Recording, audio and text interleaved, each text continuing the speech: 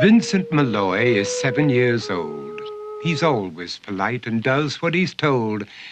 For a boy his age, he's considerate and nice. But he wants to be just like Vincent Price.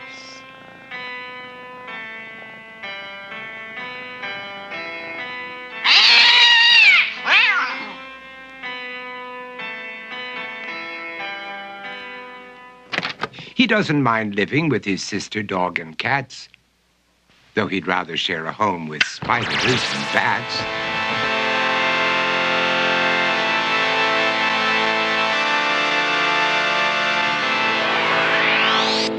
There he could reflect on the horrors he's invented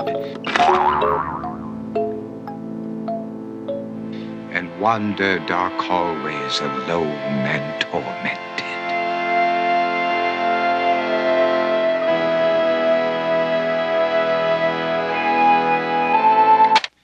Vincent is nice when his aunt comes to see him, but imagines dipping her in wax for his wax museum.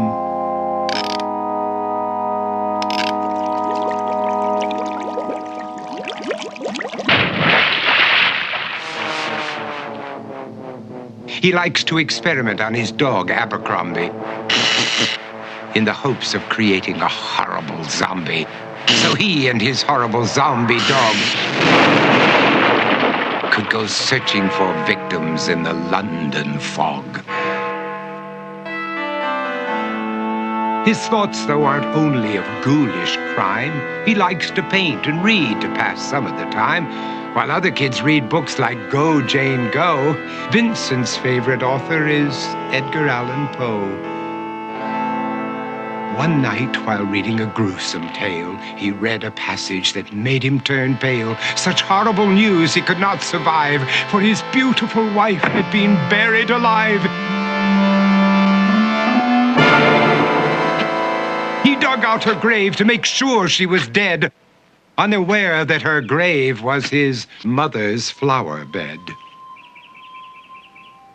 His mother sent Vincent off to his room. He knew he'd been banished to the Tower of Doom, where he was sentenced to spend the rest of his life alone with the portrait of his beautiful wife. While alone and insane, encased in his tomb, Vincent's mother burst suddenly into the room. She said, "If you want to, you can go out and play. It's sunny outside and a beautiful day."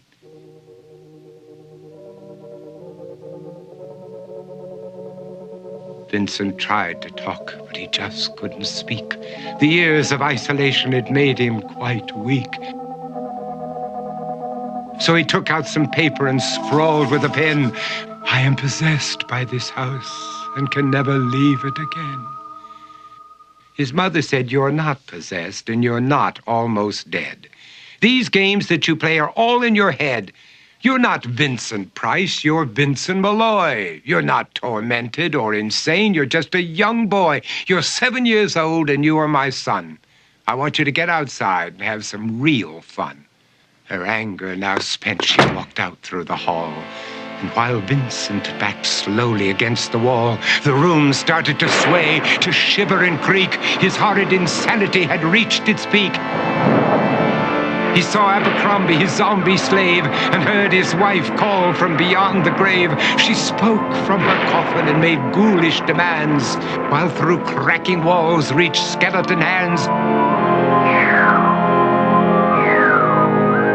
Every horror in his life that had crept through his dreams swept his mad laughter to terrified screams. To escape the madness, he reached for the door, but fell limp and lifeless down on the floor. His voice was soft and very slow as he quoted The Raven from Edgar Allan Poe. "And my soul from out that shadow that lies floating on the floor shall be lifted nevermore."